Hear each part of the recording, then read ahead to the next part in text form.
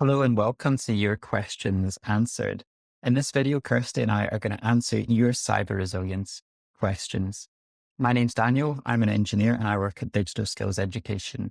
And I run lots of different training sessions on different digital topics, but I specialize in cybersecurity and cyber resilience.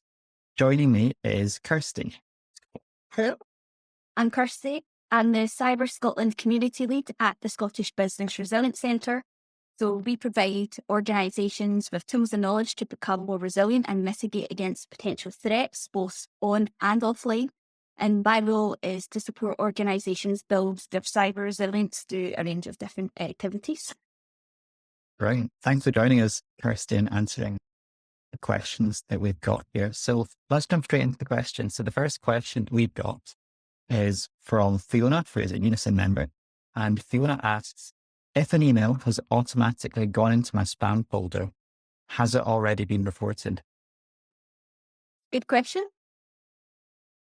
So I think also to answer this probably depends if you're using it from home or if it's a work email. So you would think that, if an email goes automatically into the spam folder, that might be reported, but actually that's just a sort of filter as a way to sort of recognise that it is a spam email that's went into that folder. So it's not necessarily taking the next step as in to report that is actually spam. So it won't necessarily take that scam down. It might still be circulating. So it probably would be a good option to report, even if it has gone into the sort of spam folder.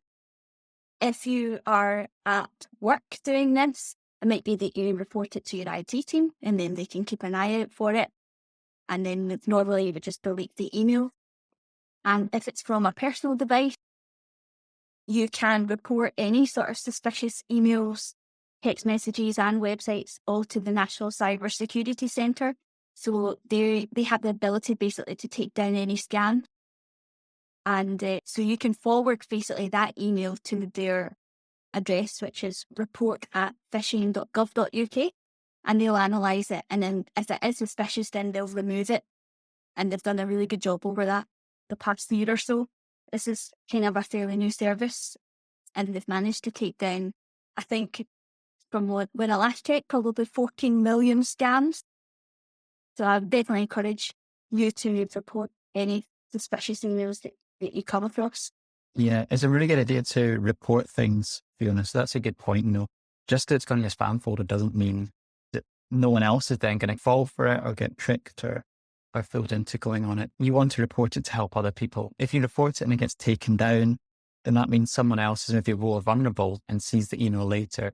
They're not going to be able to go through with that scam. Or if it's at work, send it to your IT team, because chances are you'll probably be not the only person in that organization who's been sent a similar email or who will be sent a similar email. If they can block it, then that makes everyone safer. So, Kirstie, I can see we've got a few more questions. Would you like to pick the next one? So pick the next one. So this one is from David. He is from Police Scotland, and he's asked, if you have clicked a phishing link and realised the error, what should you do next? I think that's something that we've probably all done at some point. We've had a text or an email and we've looked at it and gone, that seems reasonable. We've clicked on the link and we thought, oh, this is a scam. This is a phishing attempt. What do we do next? Well, don't panic. Clicking on a link doesn't mean that something bad is definitely going to happen. In fact, in almost all cases, just clicking the link doesn't mean anything is going to happen. So it really depends what you did next after you went on that web page.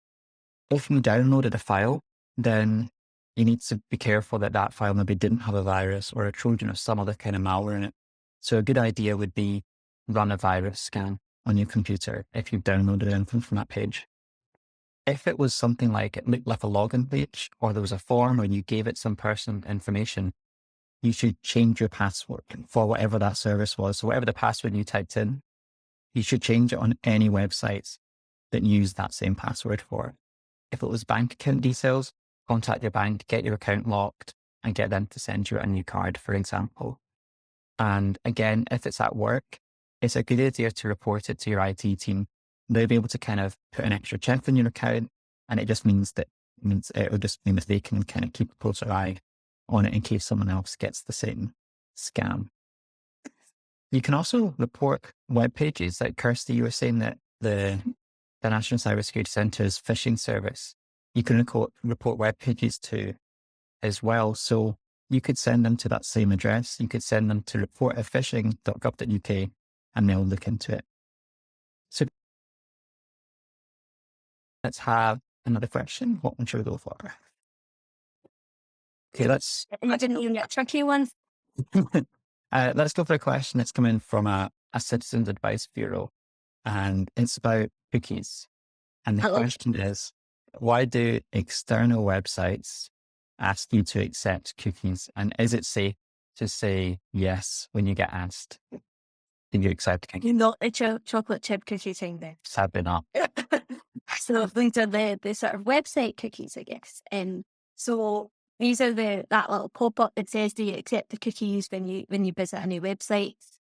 So they use these sort of cookies to kind of help with your user experience when you're on visiting that website. So without these, you would basically have to kind of log in every time you go onto a new site, or rebuild like your shopping cart if you were on there browsing earlier, or if you accidentally kind of closed that page down. So basically, these types of cookies are little text files that are put on your computer so that it can recognize that it was on that website, and it will save those preferences for you when you visit again. So they'll ask you basically on the first time that you go to that page to consent to this and that you're agreeing. And that basically it allows them to sort of store data about you when you're on that website. And there's a few different ways and reasons as to why they would store this information from you about it. So I think, Daniel, have you got a couple of examples as to, why they would use these sort of cookies? Yes, I guess cookies to come into maybe like two categories, like ones that are there for making the website work better. So for example, imagine like you went on Amazon and every time you went on Amazon, it wouldn't recognize who you were. It would forget what you looked at. So it wouldn't recommend things to you and it would clear your basket every time you closed that tab. That would be really annoying. Or imagine you went onto like a weather website and it was set to Fahrenheit and knots, for example, or like it had the wrong location. Websites use cookies to recognize us and remember like what our preferences and our settings were. And that's generally what cookies are for. So they're kind of a convenience thing. So accepting them is going to make your browsing experience better. Another thing cookies get used for though is advertising. And there's huge money in customized, personalized advertising. And cookies are the reason why that washing machine you looked at in John Lewis is kind of following you around the internet for what feels like forever. Because websites that use the same advertising company, they might share what's called a tracking cookie, and they can then see and recognize, oh, that's Daniel. And when he was on this website, he looked at this product and this is the advert we're going to give them. And that advert will appear on lots of different websites. So when you say allow, you're allowing the website to put the different types of cookies on your computer. You quite often get a choice still. It's not just a binary choice. You quite often can toggle individual uses on and off. Like Kirstie, you were looking at the Information Commissioner's Office website kind of as like an example of good practice. Yep. And they have like a switch that you can turn on and off. Yeah, they've got ones that are like, they're like necessary cookies that you need in order for the page to load properly on your screen. So, that information that they would take there is dependent on like what device you're using to access that website. So if it was like your laptop or if it was your mobile phone, they would present the website in a different way for you to do that. So these are kind of like necessary ways as to, to help it function, and for accessibility reasons that they would have those automatically usually switched on. But there's those kind of analytical ones that we were talking about there, Daniel, where they're more kind of personalized and sort of recommending you. So it would collect a bit more sort of ways to, I guess, identify you a little bit more. So those ones you can toggle on and off, especially on the ICO website. That gives a really good example. But one of the things probably that I need to think about with these cookies is it's not a security risk. So accepting them isn't going to cause any issues. So that's definitely a good thing to do. And it's going to make things more convenient. But it is more of a privacy choice as to how much data you want to share with people. And a lot of websites will have it in their privacy notices or their cookie notice on their website that you can see exactly what information they're collecting from you and for how long and for what reason. And these might be simple things like collecting how long you're on the website for, what have you clicked on it, what device are you using to access it. And it's to kind of more help with the user experience and to make it better for anybody that's sort of visiting that website. That's the sort of main purpose of it. So I would say, yes, it's good to kind of accept the cookies on the website. It's fine. Yeah, those pop-ups can seem annoying. Like every time you go on a website, if you get asked, like, do you accept the cookies before you even get to see anything?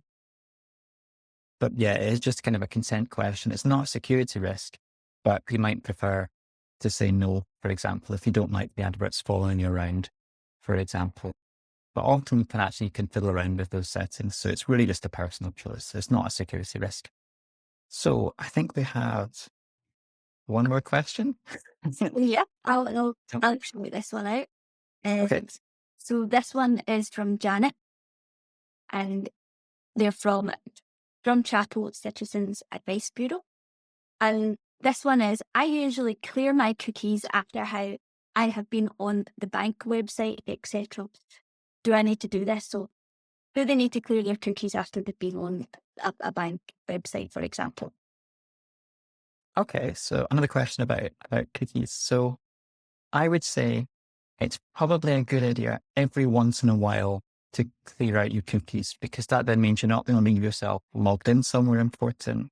Or on the other side, those advertisers can't track you kind of forever. They're kind of like, you're putting back the kind of like the last day that they can see your activity up to. So yeah, I would say clearing your cookies every once in a while is probably not a bad thing. If it's on your personal computer, I would say you definitely don't need to do it every time. It might actually be quite inconvenient, not only that you actually having to go and clear them, but then once you do clear them, it's not going to remember your username for next time. It's not going to, it's going to clear out your cookies on every website. It's you have I to bet. log in every time. Yeah, exactly. The device is probably a bit different though if you're on a shared or a public computer though. So if it is a computer that other people are going to be using, whether you know them or not, and you should clear your cookies afterwards, because you don't want someone who goes on that computer after you or some point in the future, when they go on that website, it'll say like, hello, Daniel, and it might have your username already filled in for you. You wouldn't want to give that away. So by clearing your cookies means it's not going to do that. It won't recognize who the person is. So I would say not every time, but if it's your own computer, do it every once in a while. Great. So that's us kind of answered all of the questions that we have at the moment. Hopefully you found this useful, and there's going to be a form at the bottom of the page. We'll have it linked to in the description as well if you want to submit questions for what we do this in future. We're going to be answering more questions over the next few months. So please do send any questions that you've in, and we'll be happy to answer them.